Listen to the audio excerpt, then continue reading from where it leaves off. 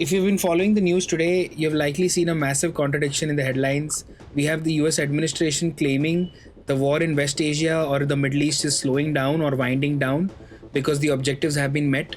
Yet, at the same moment, the US has just dropped a bunker buster bomb on nuclear facilities in Natanz.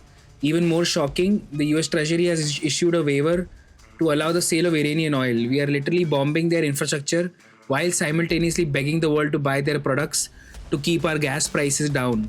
Today, we're going to look at the facts and how it costs you. I'm Mukund and welcome to the channel, and let's begin today's briefing. So, we begin by covering the latest news that's coming out of the war right now. Is that the United States and Israel, one of them has either hit the Natanz nuclear facility in Iran, and there has not been any radioactive leakage that has been detected yet. And if you read the news, we are currently hearing reports from the Iranian nuclear body stating that there is no nuclear or radioactive leaks that is happening out of the facility. In response to this, the Iranian IRGC fired a couple of missiles towards Diego Garcia. So let me just try to show you Diego Garcia. So we have Diego Garcia, which is an island located right in the middle of the Indian Ocean. So let me just zoom out a little bit for you. If you can see that this is India, and we have Diego Garcia here right now in the middle of the blue sea, which is the Indian Ocean, and we have Iran here on top. So the Natanz nuclear facility was attacked. Let me just try to show you where that is. So this is the facility that was also attacked during the Operation Midnight Hammer, in which the United States sent B-2 bombers to bomb this facility. And there are reports that it has been bombed again today. You can see that Natanz nuclear facility is deeply located in between Iran. So this is the entire country of Iran, and you can see Natanz is right there in the center of it.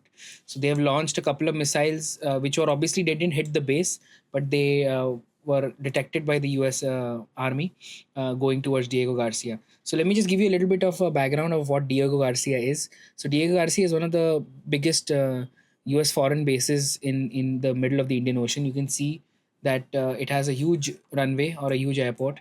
You can see a lot of, I think even in these images you can see a lot of bombers parked there.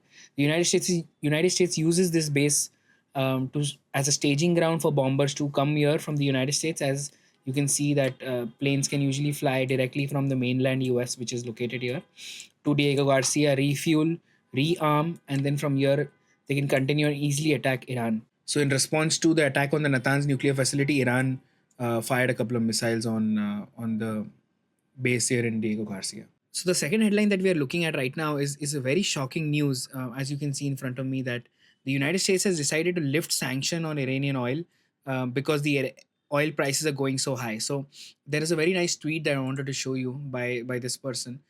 He basically states that Iran has worked for so many years to get sanction relief on Iranian oil to no avail. Meaning, I think nobody listened to Iran when it was trying to do the same thing via diplomacy.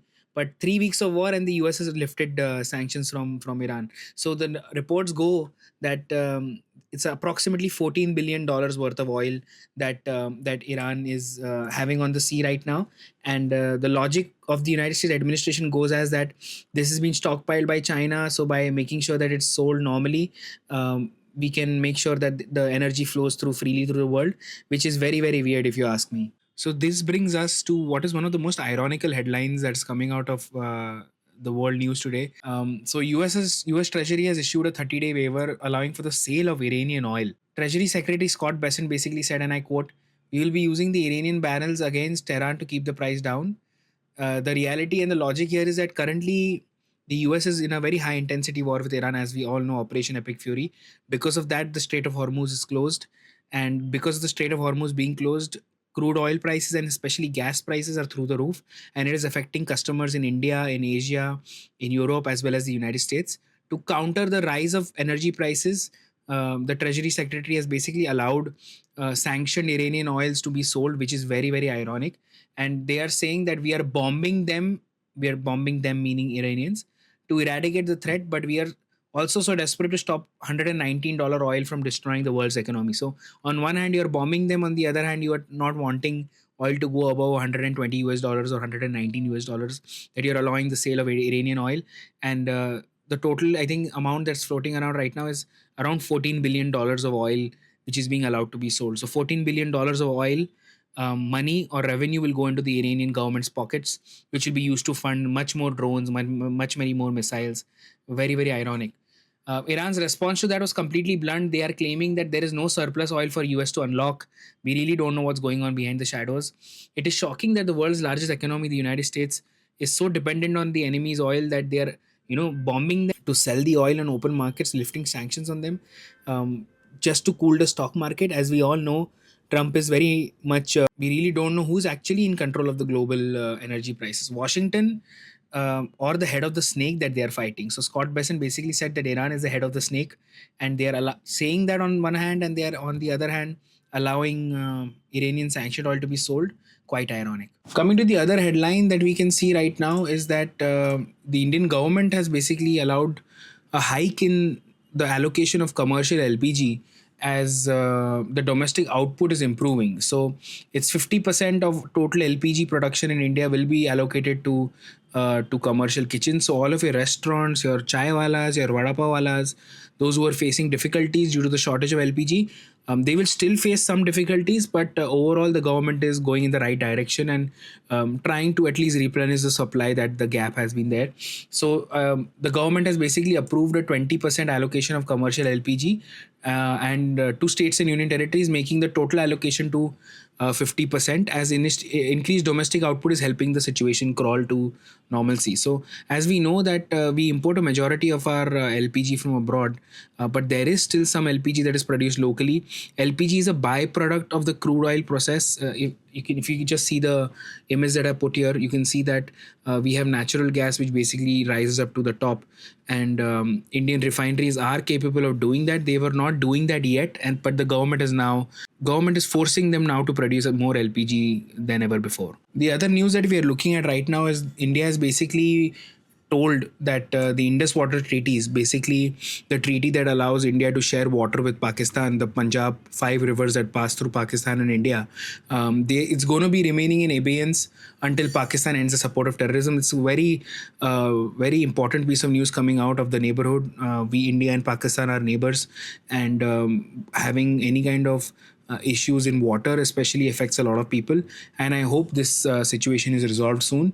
Majority of the water of Pakistan passes through India, and India has the upstream effect of controlling the water supply, and until Pakistan does not stop supporting terrorism, I think we will be facing such issues. So the United States is taking kinetic action and bombing the Natanz nuclear facilities. On the other hand, Iran is reacting to that by firing missiles which are nearly of intermediate and long distance towards the US base of Diego Garcia.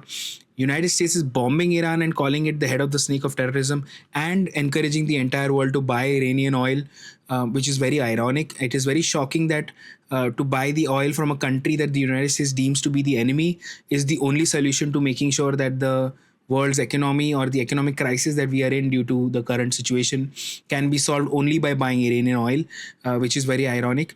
India is sorting out its LPG issues without a problem. I hope domestic production increases and the Strait of Hormuz is open. There are a couple of snippets of news coming through that Iran is escorting Indian LPG tankers or LNG tankers through the Strait of Hormuz, and I think there is some talk of some tolls being paid and all those things. As and how those things develop, I will make sure to let you know.